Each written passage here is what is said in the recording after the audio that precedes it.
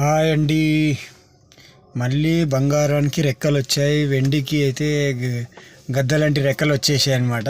మళ్ళీ యుద్ధం జరుగుతుంది అక్కడ. ఈ ఇరాన్కి మళ్ళీ స్టార్ట్ అయింది అక్కడ యుద్ధం. మళ్ళీ బంగారానికి రెండింటికి ఒకటేసారి రెక్కలు వచ్చినాయి. నిన్నైతే హైగా పెంచినాయి, మళ్ళీ ఇవాళ మళ్ళీ డౌన్ అయింది. సో మొన్నటిదాకా ఎవరైతే బాధపడ్డారో బంగారం హై రేట్లో కొన్నామని కొంచెం ఊపిరి పీల్చుకున్నట్టు అనిపిస్తుంది. సో ఎవరైతే లక్షకు వస్తుంది, ఇంకా లక్షకి రాబోతుంది అని ఆశ పెట్టుకున్న వాళ్ళకి మళ్ళీ నిరాశ ఎదురైంది అనమాట.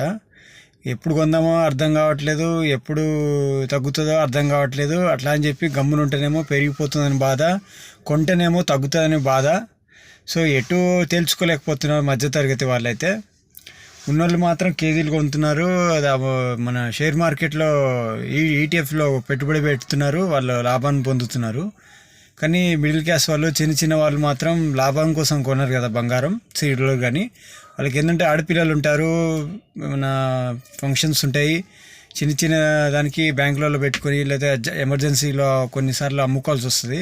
వాళ్ళు ఏదైనా మళ్ళీ డబ్బులు పోగేసుకొని మళ్ళీ నెల నెల చిట్టీలు కట్టుకొని మళ్ళీ బంగారాన్ని కొనుక్కోవాలని ఆశపడే వాళ్ళకి ఇప్పుడు కొనాలంటే వాళ్ళు కొనలేకపోతారు. ఎందుకంటే 60,000 70,000 చిల్లర చూసిన వాళ్ళు ఇవాళ 1,70,000 1,60,000 పెట్టి కొనాలంటే వాళ్ళకి బాధ.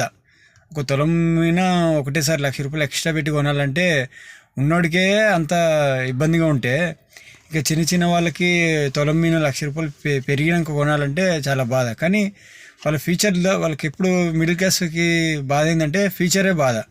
ఫ్యూచర్లో కొనలేమేమో, ఇప్పుడే ఇంత ఉంది కదా, 60,000 ఉన్నప్పుడు కూడా ఫ్యూచర్లో అదే బాధ.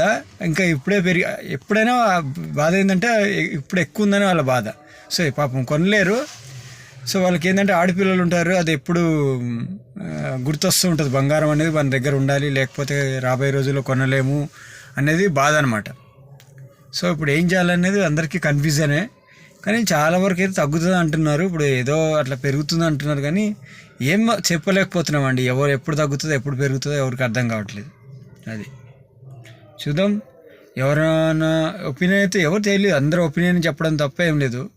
మీకు ఏదైనా ఐడియా ఉంటే కామెంట్ చేయండి. బంగారం మీద ఏదన్నా మీరు రీసెంట్గా కొన్నా కామెంట్ చేయండి, లేదంటే ఎప్పుడైనా అవసరాలకు అమ్ముకున్నారా కామెంట్ చేయండి, లేదంటే ఏంటి ఫ్యూచర్లో ఏం జరగబోతుందని ఏమన్నా మీకు ఐడియా ఉంటే కామెంట్ చేయండి. నా ఉద్దేశం అయితే తగ్గుతుందేమో అనిపిస్తుంది. ఇంత హై రేట్లు అయితే మిడిల్ క్లాస్ వాళ్ళు కొనలేరు. ఆల్రెడీ వాళ్ళు ఇప్పుడు డబ్బు ఉన్నోడైతే పెట్టుబడి పెట్టడానికి ట్రై చేస్తాడు, వాడు ఎప్పుడు లాంగ్ టైంలోనే ఉంటాడు కాబట్టి వాడు అమ్మడు.